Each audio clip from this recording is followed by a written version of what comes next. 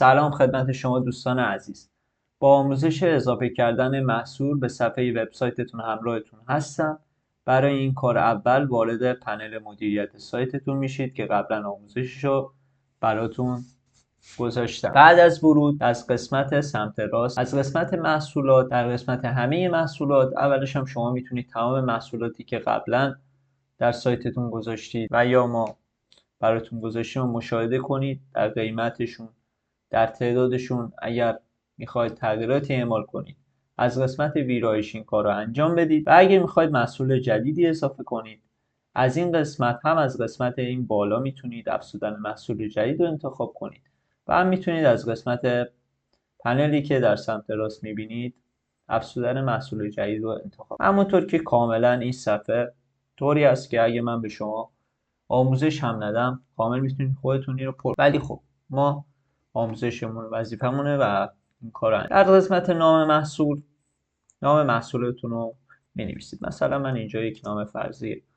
قاب پاندا مثلا اضافه میکنم. در قسمت توضیحات محصول، توضیحات تکمیلی محصولتون رو اینجا اضافه کنید. این توضیحات رو من بهتون پیشنهاد میدم که یک توضیحات کامل و جامع باشه. خب یک توضیحات کاملی شما اضافه کنید. من اینجا یک جمله می‌نویسم قاب ما. از قسمت تصویر محصول، تصویر اصلی محصول خودتون رو اضافه و گزینش نگاره محصول رو میزنید و محصولتون اضافه میشه.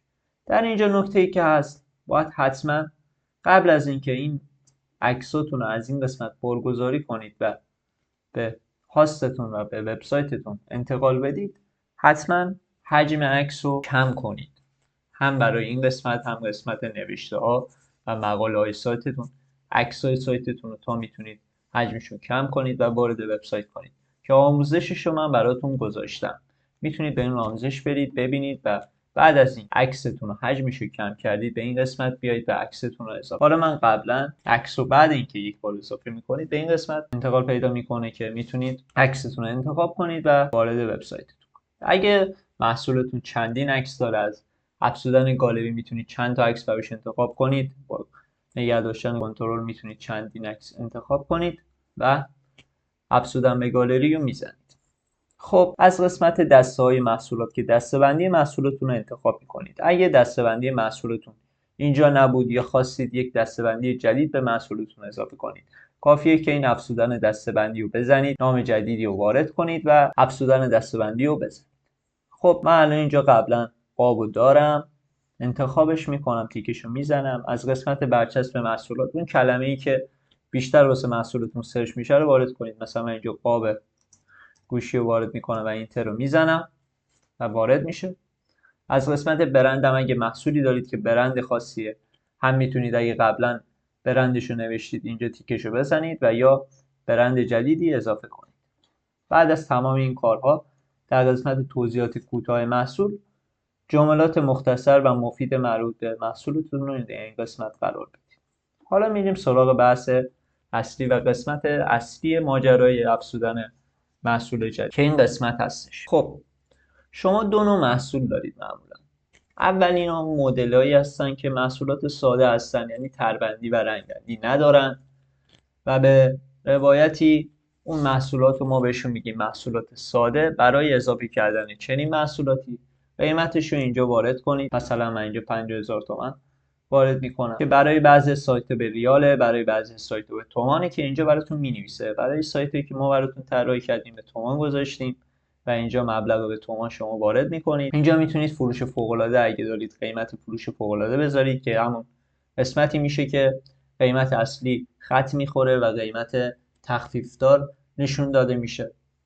حالا بعد از اون از قسمت انبار این ردیابی مقدار موجودی محصول رو انتخاب کنید و تعدادش رو معلوم کنید تا بیشتر از ظرفیتی که شما دارید به کاربراتون فروش نرسه. خب ولی بیشتر اوقات پیش میاد که محصولات شما محصولات متغیرن. یعنی چی؟ یعنی اینکه تربندی دارن، رنگبندی دارن و در بعضی مواقع هم قیمت رنگبندیشون متفاوته، قیمت تربندیشون متفاوته. مثلا یک تر هست 30,000 تومان، تر دیگه هست 40,000 تومان. برای اون محصولات باید چی کار کنیم؟ برای اون محصولات فقط کافیه که این محصول ساده قسمتش رو تغییر بدید به محصول متغیر. بعد از اینکه این کارو کردید با 2 تا بخش کار دارید. اولین بخشی که میرید داخلش بخش ویژگی ها. این ویژگی ها چجوریه؟ میاید در قسمت ویژگی ها، اینجا ویژگی هایی میبینید که من الان 3 نوع رو قبلا وارد کردم. معمولا هم برای شما که دارید این ویدیو رو میبینید ویژگی های مربوط به سایت شما اضافه شده، ولی حالا شاید در آینده شما بخواید ویژگی جدیدی به این قسمت اضافه کنید. برای این کار فقط کافیه که از همین قسمت محصولاتی که میبینید یک بخشی هست به نام ویژگی ها. حالا بذارید من این رو ذخیره کنم. ابتدا وارد بخش ویژگی ها میشید. خب من اینجا قبلا 3 ویژگی اصلی وارد کردم، رنگ و طرح و سایز. و الان چی وارد کنم؟ مثلا جنس رو وارد میکنم. نامک رو معمولا به انگلیسی بنویسید. در هر قسمتی از سایت که خواستید نامک اضافه کنید، نامک رو به انگلیسی بنویسید. افزودن ویژگی رو میزنید. بعد از این کار ما مثلا میخوایم جنس پلاستیکی یا هر چیز دیگه، مثلا آلومینیوم. معمولا شما به این بخش احتیاجی ندارید. خب من این 2 بخش رو اضافه کردم. حالا میریم همون قسمت محصولاتمون، همون محصولی که داشتیم تغییرش میدادیم. خب از قسمت ویژگی ها مثلا میگیم که این محصول ما 2 تا رنگ داره و 2 تا هم طرح داره. از قسمت رنگ مقدارهاش انتخاب میکنیم، آبی، سبز، قرمز. اگه رنگ جدیدی خواستید اضافه کنید فقط کافیه که این ایجاد مقدار رو بزنید و رنگ جدید رو بنویسید. مثلا من اینجا صورتی رو می‌نویسم و اوکی رو میزنم. همونطور که می‌بینید اضافه شد. خب بعد قسمت طرح هم وارد می‌کنیم. طرح 1 و مثلا طرح 2. اگه خواستیدم مثل همون ایجاد مقدار رو میزنید و طرح جدید اضافه می‌کنید. حتما حواستون باشه که تیک این 2 تا گزینه خورده باشه و بعد از اینکه دیدید تیک این 2 تا گزینه تو هر کدوم خورده شده، قسمت ذخیره ویژگی رو میزنید. بعد از اینکه ذخیره ویژگی رو زدید، وارد قسمت متغیرها میشید. اینجا 2 تا گزینه میبینید. اولیش دستیه، دومیش اتوماته.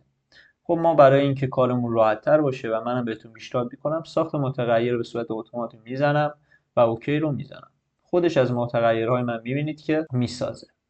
و بعد از اینکه این کار رو انجام دادم، دونه دونه میاید تمام اینها رو پر. حواستون باشه که همه این موارد رو باید پر کنید.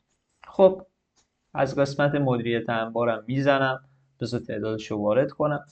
خب عکس محصول آبیش رو وارد میکنید، قیمت محصولتون رو وارد میکنید، موجودی انبارش رو وارد میکنید و بعد از اینکه تمام اینها رو انجام دادید قسمت ذخیره تغییرات رو میزنید و محصولتون اضافه میشه. و البته حواستون باشه که ذخیره تغییرات رو زدید، اینجا بعد انتشار رو بزنید. حالا من قبلا انتشار رو زدم، به روز رسانی.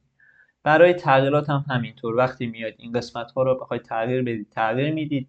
حواستون باشه که در آخر قسمت بروز رسانی رو بزنید تا محصولاتتون بروز بشن. تا ویدیو دیگه فعلا خداحافظ.